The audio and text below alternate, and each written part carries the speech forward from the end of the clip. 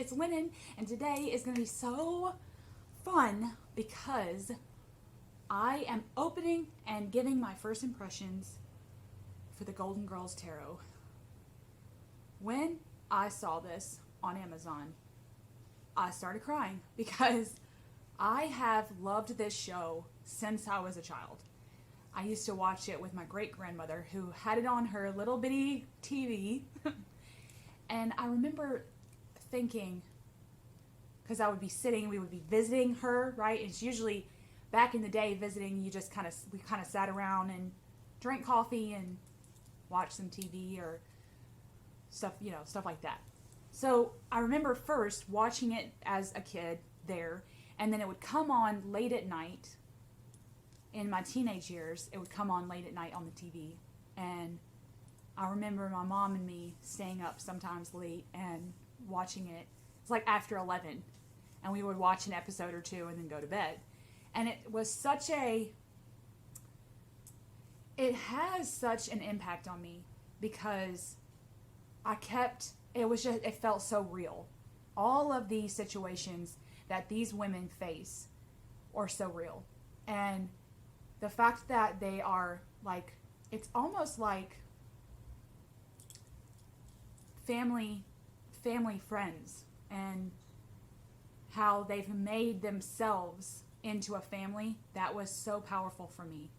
And the age of the women, they were like, I think all of them were senior citizens, even though Blanche would say otherwise. But so anyway, I feel like the show helped me get over, like, how we kind of get into slumps about age and get into slumps about growing older in general and the ailments we face after a certain age. And I remember when I turned 30, my dad was like, okay, Lennon, this is what's going to happen. You're officially 30. Technically, you're halfway there. He means to death. And then after 60, you're really not guaranteed that. It's just like a blessing after that. And he says that after you hit 30, stuff starts kind of falling apart. Your hair thins out, your knees give out, you have more backaches, your sleeping habits get confubbled. All of that has come true in the last couple of years. I've started noticing things about my body that I'm like, damn, I'm only 33, why is this happening? So, but when I watch the show, it fills me with happiness that these women have such a powerful friendship, and they go through certain situations, even like bad emotionally, like real emotional situations. They really get through them together. And I feel like all the rants and the comedy that comes with the show is great. But for me, it was that I think it did help to be a little bit more comfortable with being older, being around older people. I've always kind of been an old soul, so I feel more comfortable at the adult table, so to speak. I've always been that way. I want to sit with them and then tell me stories and tell me about their grandkids. Sure, pull them out. Let me see a picture. The show is a high love of mine, and I don't watch a lot of TV, but when I purchased the deck, I have been watching the show on Hulu, and it's just filling me with so much happiness that I decided to come on and give my first impressions. So the deck came today, and before we get into the deck, I want to show you a couple of other things that I have that are Golden Girl related. The very first thing, it's this beautiful mug that says Shady Pines Retirement Home, which if you know the show, you know that that's where Sophia was before the show actually came about, before the pilot episode. Like the prequel to the show is she's at Shady Pines, and that is like a running joke between her and Dorothy throughout the show, like when Sophia gets into some trouble.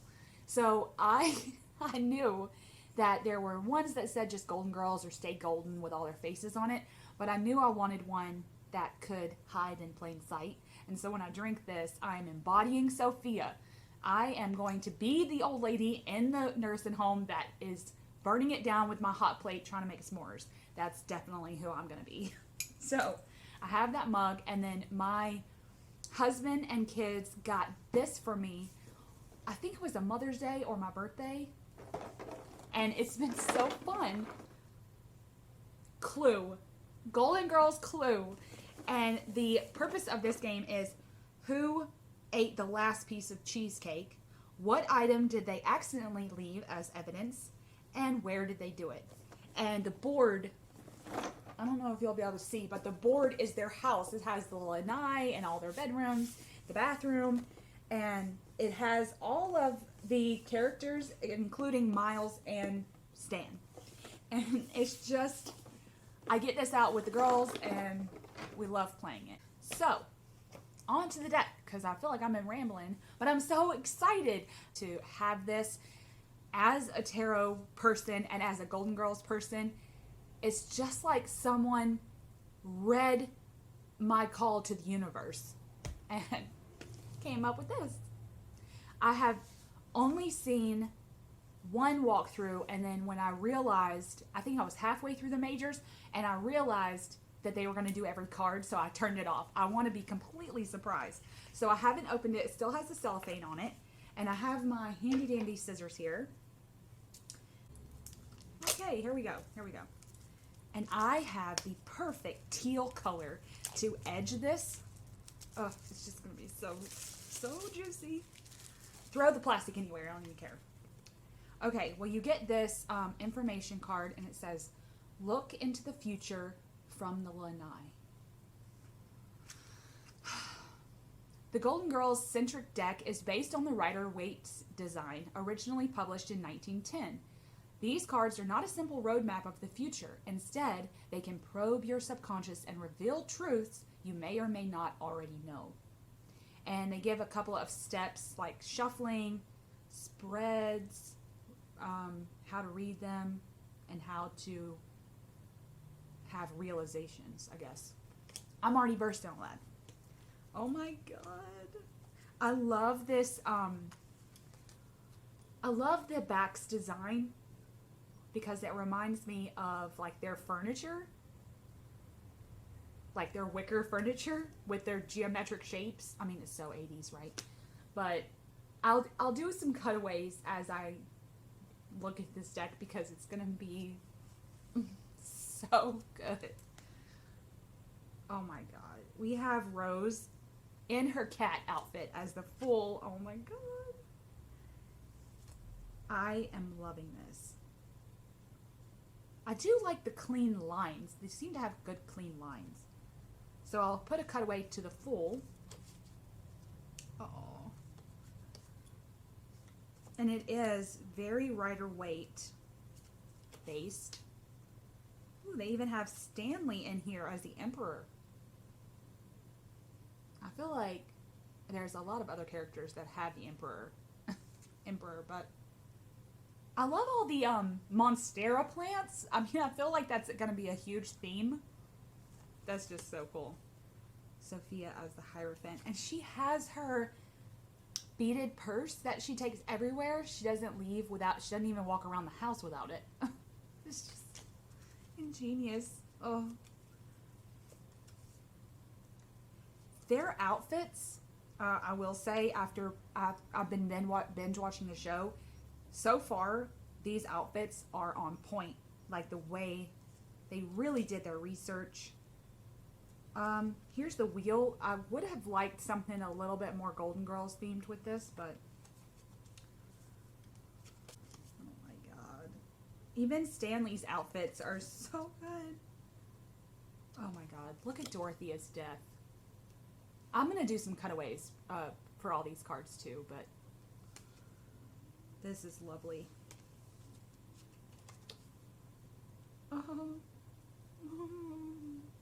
Okay. Blanche as the devil with cheesecake in her hand. It is so good. It's like the perfect devil card. Oh my god.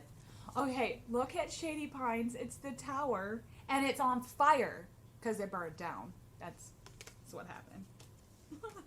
Like, oh.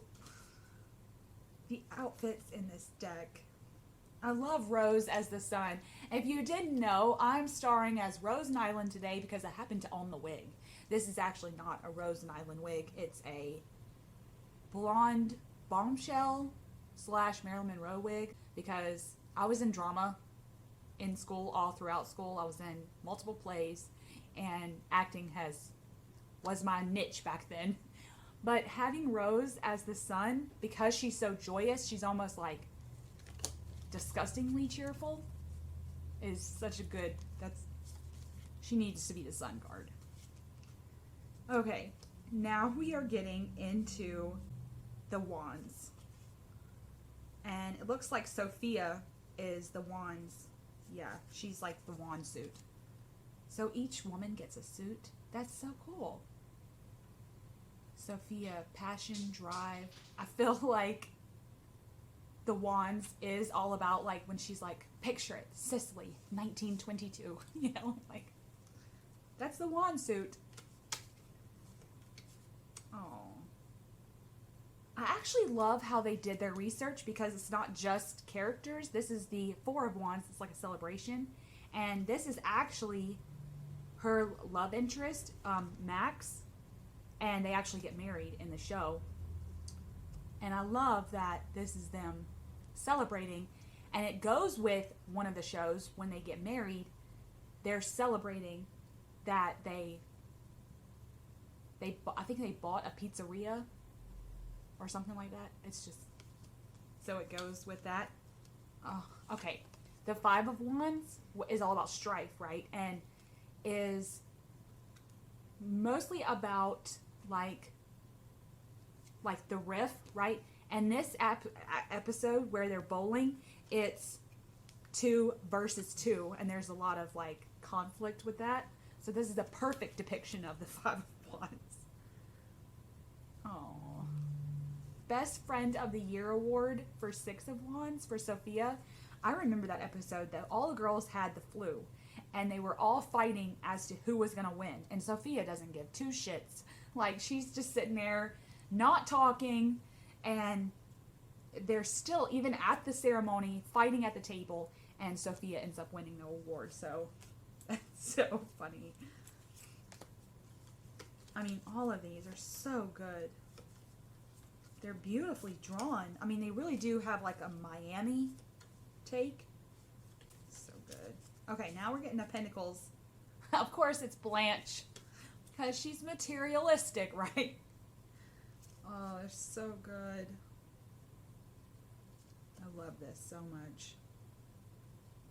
And I like how, this is the Four of Pentacles. I like how these outfits correlate with an episode in the show.